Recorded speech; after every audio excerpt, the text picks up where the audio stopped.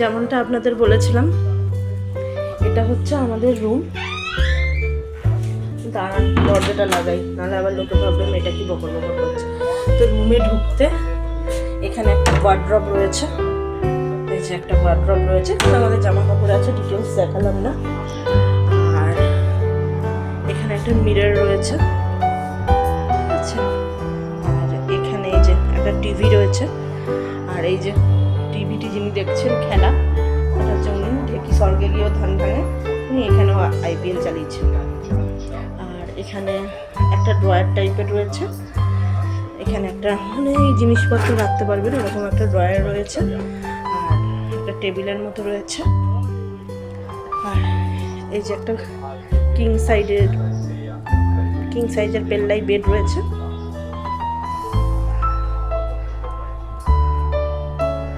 আর এইখানে দেখাই, এইখানে রয়েছে একটা ফোন, তারপরে এই হোটেলের মেনু কার্ডটা এগুলো রয়েছে। আর এখানে রয়েছে ওয়াশরুমটা দেখাই। ওয়াশরুমটা খুলতেই এখানে একটা ওয়াশ বেসিন রয়েছে, ওয়াশ বেসিনের সাথে একটা এরকম মিরর রয়েছে, এখানে একটা লাইট অন অফ রয়েছে। আর এখানে কোমোড, তারপরে এগুলো শাওয়ার টাওয়ার ট্যাপ এগুলো সব রয়েছে।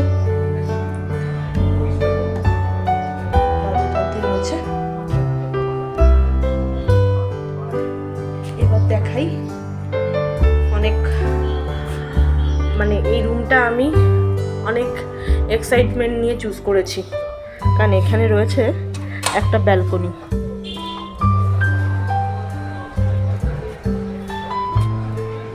ব্যালকনিতে কি কোনো লাইট আছে? ব্যালকনিতে লাইট আছে। এই যে এখানে একটা বসার জায়গা আছে, এখানে একটা টেবিল ছোটো টুলের মতো আছে, আর এখানেও একটা বসার জায়গা আছে, এখানে একটা চেয়ার আছে। আর এটা হচ্ছে আমাদের ব্যালকনি, আর ব্যালকনি থেকে এটা হচ্ছে নিচটা। এখানে পুরো লাইন দিয়ে একটু আগে বাজার বসেছিল, মানে আমাদের হোটেলটা একদম পুলিশ বাজারের মধ্যেই, হোটেল ইন্ডিয়ানা। তো এখানে এখন তো সন্ধ্যে 7টা 7:30টার মধ্যে সমস্ত কিছু উঠে যায়, তাই জন্য বন্ধ হয়ে গেছে। তবে দূরে দেখতে পারবেন ওই যে ওখানে এখনও একজন সোয়েটার, জ্যাকেট এসব বিক্রি করছে। তো এই হচ্ছে আমাদের টোটাল রুম ভিউ আর ব্যালকনি সব কিছু। তো আপনাদের যদি ভালো লেগে থাকে তো আমি আবার ডিটেলস দিয়ে দেবো যে আমরা কত টাকা নিয়েছে, কি নিয়েছে, কীরকম খরচ হয়েছে এখানে থাকতে না থাকতে। হ্যাঁ গো, আমাদের পার ডে কত নিয়েছে? 2200 টাকা। ব্রেকফাস্ট কমপ্লিমেন্টারি ছিল। আর এখানেই রেস্টুরেন্ট আছে, এই যে ইন্ডিয়ানা হোটেলের রেস্টুরেন্টের মেনু কার্ডটা দেখাচ্ছি না, যদি আপনারা আসেন আমি ডেসক্রিপশানে ডিটেলস শেয়ার করব। আমাদের শিলংয়ের লাস্ট দিনে ডিনার বাটার নান, এটা হচ্ছে চিকেন মশলা না, চিকেন কষা, আলুর দম অ্যান্ড এগ ফ্রাইড রাইস আর স্যালাড। আজ আমাদের যাত্রার 6ষ্ঠ দিন। আমরা এইমাত্র শিলং সফর শেষ করে সবেমাত্র গুয়াহাটিতে নেমেছি। এই মুহূর্তে আমি গুয়াহাটি বাস স্ট্যান্ডে দাঁড়িয়ে আছি। আজকেই আমাদের কামাখ্যা জাংশন স্টেশন থেকে ট্রেন NJP অবধি। তার আগে আজকে আমার বেলা 2টোর সময় মা কামাখ্যার সঙ্গে একটা অ্যাপয়েন্টমেন্ট আছে, অনলাইনে অ্যাপয়েন্টমেন্ট ফিক্স হয়েছে। তো আমরা কামাখ্যা জাংশন স্টেশনে যাওয়ার আগে একবার যাব কামাখ্যা মন্দিরে, মায়ের সঙ্গে মিটিং ফিক্স আছে। ওটা শেষ করে তারপর আমরা ওখান থেকে কামাখ্যা জাংশন স্টেশনে গিয়ে রাত্রি 8টায় ট্রেনটা ধরব। আর এই ট্রেনটি নাম হচ্ছে কামাখ্যা গোমতীনগর এক্সপ্রেস। এই ট্রেনটি রাত্রি 8টায় ছাড়বে কামাখ্যা স্টেশন থেকে, এবং আমাদের রাত 3:30টার সময় 3:25-এ শিডিউল ডিপার্চার, শিডিউল অ্যারাইভার। রাত্রি 3:25 আমাদের ছেড়ে দেবে নিউ জলপাইগুড়ি স্টেশন। হ্যাঁ, এবার আমাদের ডেস্টিনেশন হচ্ছে কামাখ্যা জংশন। কারণ ওই যে বলেছিলাম যেমনটা আগের দিনকে আপনাদেরকে, যে আমাদের কামাখ্যা মন্দিরটা দূর থেকে দর্শন হয়েছিল, তারপরে তো আমরা শিলং চলে গেছিলাম। আজ একদম গর্ভগৃহের ভেতরে দারুণ পুজো করেছি আজকে, দুর্দান্ত, আমার পুরো মন ভালো হয়ে গেছে। তো এবার তো ফেরার পালা। তো আমাদের কামাখ্যা জংশন থেকে আমাদের ট্রেন এনজিপি অবধি। এনজিপিতে আমরা কালকে 3:30টায় নামবো, আর এনজিপি থেকে শতাব্দী ধরে আমরা বর্ধমান অবধি যাব, আর সেই শতাব্দী এনজিপিতে 5:30টায়, সকাল 5:30টায়।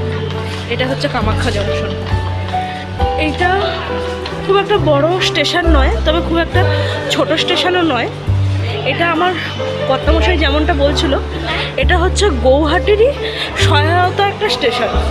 গৌহাটি আর জায়গা দিতে পারছে না অনেক স্টেশনকে, অনেক ট্রেনকে মানে ইয়ে করার জন্য। তো এই জন্য এটা একটা করেছে স্টেশন এখানে, কামাখ্যা জংশন।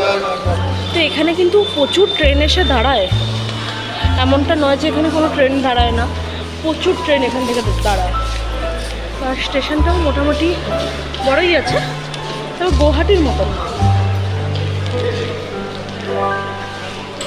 এখানে লাগেজ চেকিং করছে, আমার কর্তামশাই এখন লাগেজটা চেকিং করে নেবে। এই ট্রেনটি আমাদের 3:35 নিউ জলপাইগুড়ি স্টেশনে পৌঁছে যাবে।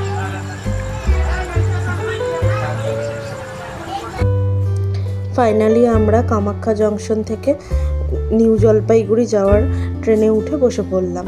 আর এই যে দেখতে পাচ্ছেন, আমি খুব উদাস হয়ে বাইরের দিকে তাকিয়ে আছি, কারণ আমার খুব মনটা খারাপ হচ্ছিল। কোথা থেকে ফিরে বাড়ি যাওয়ার সময় আমার খুব মন খারাপ হয়, তার কারণ ওই আবার সেই গতানুগতিক রুটিনের জন্য। আর এখন আমরা নেমে গেছি এনজিপিতে, দেখতেই পাচ্ছেন। এবার আমরা হেঁটে হেঁটে চলে যাচ্ছি, আর এখন আমি ফ্রেশ ট্রেশ হয়ে বসে আছি। এরপর আমরা নেক্সট ট্রেন ধরবো শতাব্দী, যেটা বর্ধমান অবধি। তো ওই পাশে এখন দাঁড়িয়ে আছে বন্দে ভারত, ওটাই আপনাদেরকে একটু দেখানোর চেষ্টা করছিলাম। যাই হোক, মন খারাপ করে তো লাভ নেই, আবার আপনাদের সাথে অন্য কোনো জায়গায় আমাদের দেখা হবে। টাটা।